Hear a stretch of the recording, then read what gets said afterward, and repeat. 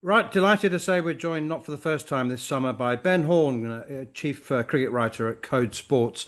Ben, many thanks for your time. We need to talk about money, really, amongst many other things. I have to say, I felt a bit seedy after the MCG Test match. I felt like I'd been to a peep show. I was embarrassed to be titillated, but I felt like there was something wrong. Do you know what I mean? Yeah, it was I've heard people say it was exciting and non-stop action, but not that enjoyable. Not that satisfying. Yeah, I didn't particularly enjoy the first test in Perth either, to be honest with you. That didn't quite seem to hit the mark either, but to have two of them in the one series is disappointing. You know, a lot of focus has obviously gone on the curator, and the pitch has been rated unsatisfactory, which is probably a fair summation. But I think the batsmen, particularly the Australian batsmen, have probably got off a little light because you know, I think we've probably seen worse pitches over the years, but batsmen perhaps not applying themselves as well these days as what we've seen in the past. Ben, is it? Look, they talk about losing 10 million.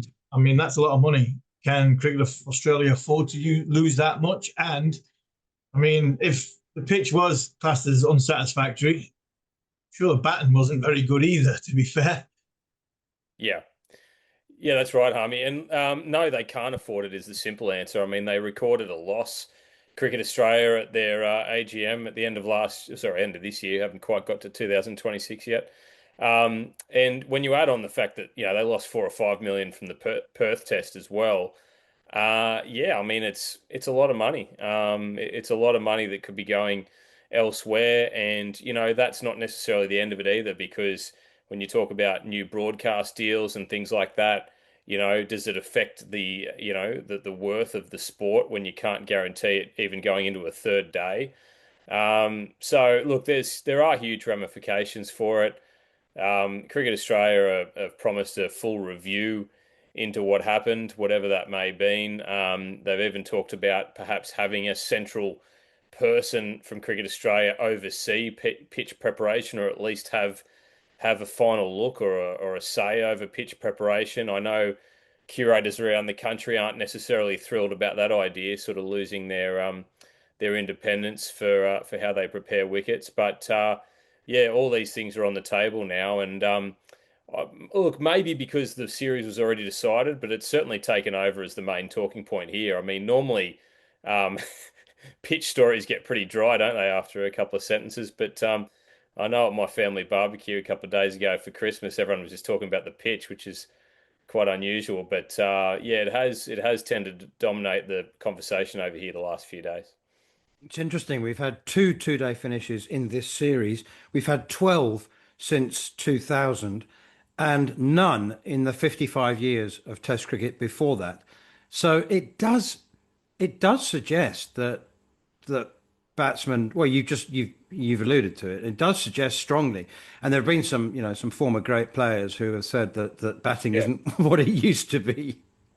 No, I mean Greg Chappell wrote an excellent column over here the other day, if you saw that, and Kim Hughes as well, talking to Robert Craddock, made similar comments. I mean, Kim made one of his finest hundreds on a very difficult MCG wicket, and you know, yeah, certainly that application. I mean, the go-to for batsmen these days when they're confronted with a green wicket or a pitch that's doing a bit is to sort of go, all right, well, there's nothing else here to do other than just hit out basically and just swing and hope for the best. Yeah, that's pretty much the only strategy that seems to apply these days. So look, there was definitely some players who got out to some good deliveries and some, you know, tough deliveries, but there was also plenty that threw their wicket away as well. So, you know, we get stats from Crick Viz who do a great job.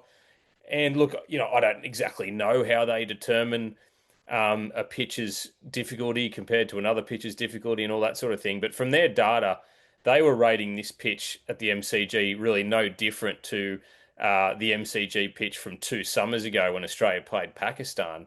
And that match went to the end of a fourth day, and the scores were more in, you know, mid 250s to even there was a innings of 300 in that match. So, look, if they were comparable wickets, then there's an example there for you as well, just in 2 years.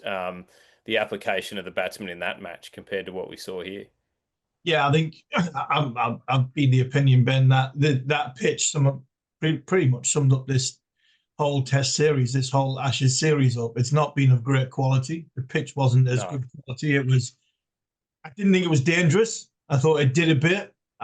You look at two or three of the dismissals. I mean, Steve Smith missed a straight one off Josh Tongue. Marnus Labuschagne nicked our volley off Josh Tongue, and what Josh Tongue had done, and he had worked him over, just before that. So I didn't think this pitch was dangerous. I thought it was definitely substandard, but I think the quality of performance throughout this series, barring one or two, has been pretty much of a very, very poor Ashes series when it comes to quality of what's happening on the field.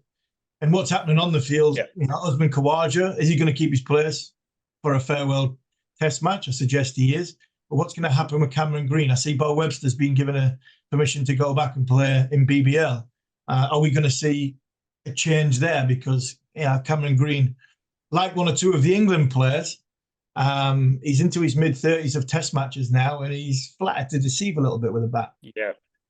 I think that that MCG great. I mean, outside of Travis Head and Alex Carey, who have been very good, I would say, over multiple matches, particularly Travis Head, obviously. But outside of that, it has been a bit underwhelming. I mean, I think after 2 tests, we were thinking, oh, Marnus Labuschagne's back and everything. But, when you see these showings in the 2 matches to follow, and still no 100 for a couple of years now, he's still got a lot of work to do. Usman Khawaja will play this test. Australia's confirmed that. Whether it will be whether he announces his retirement, I suppose, is the big question, or whether he plays the test and then kind of, leaves it in the lap of the gods as to whether he plays another one after that. But he'll definitely play. Look, I think he will retire. I think it's the smart thing to do. He's had a fabulous career, and particularly the last 4 years, he's done an excellent job coming in at age 35 and doing what he's done. As an opening batsman has been quite the reinvention for Usman Khawaja, but he's 39. Australia's next series is not until August, and that's 2 home tests against Bangladesh. So it's hard to see Australia picking him in those matches when the selectors had already made the decision to drop him in Adelaide before Steve Smith's late vertigo bout brought him back in. But I think this will be it for Usman, and I hope he does get the send-off he deserves at the SCG. So I'm hoping that there will be an announcement in the next couple of days. But, no certainty. He may see that Indian 5 tests against India in 1 year's time and think, in Indian conditions, I can still do something, which could be the case, but it seems a long way away from where we are now. The Cameron Green one's interesting, Harmy. I think he is under pressure. I mean, Bo Webster going to play Big Bash doesn't necessarily make me think he's about to get called in for a Test match. I would pick Webster. I think he's been an unlucky man through the whole series. And I think even just in the interest of just sending a bit of a message to Cameron Green and others that there's a standard that needs to be met, I would give Bo Webster a game. I think it's more likely Cam Green survives, though. I think, the problem Australia's got is with such an ageing team, Cam Green is the next generation. I mean, he's in his sort of mid to late 20s.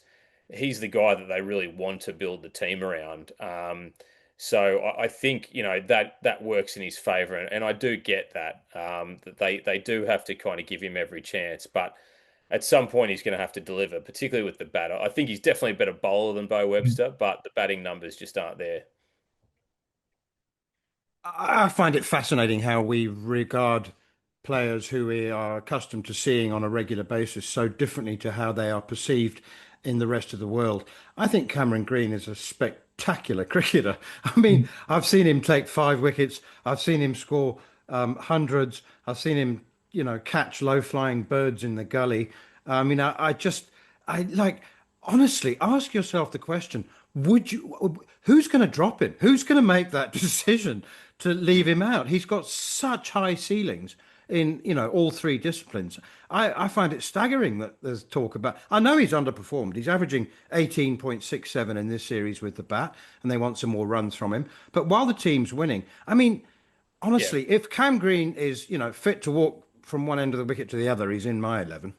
Mm. Yeah, no, I understand that, Manners. Yeah, and look, I think the big thing with Cameron Green is they've got to find a place for him. I mean, we have Michael Clark writing columns for us, and he made the good point that they have stuffed him around this summer, sort of moving him from 5 to 6. Now he's at 7. I mean, maybe he should just be left in the one spot. And there's a feeling that, when Steve Smith does ultimately move on from this team, which I think could be a bit further down the track than what we were maybe thinking a year or so ago, he may push through to that 2027 Ashes. But perhaps Cam Green is the new number 4 after Steve Smith moves on. Um, but yeah, it's just a tricky one. I mean, Australia's wanting to reward Alex Carey's form at the moment. That's why he's up where he is. And I guess yeah, Green. Look, the funny thing with Green is, man, is some of his best performances have come overseas. But in Australia, in front of the Australian audiences, he necessarily he hasn't produced those. So if he can come up with a big one in Sydney, that might sort of get the monkey off his back a little bit. But look, I think the selectors for Australia are very much in your camp, Manners. That I think they see the high ceiling and they see the future of the team built around Cameron Green, and they're going to show the faith with him.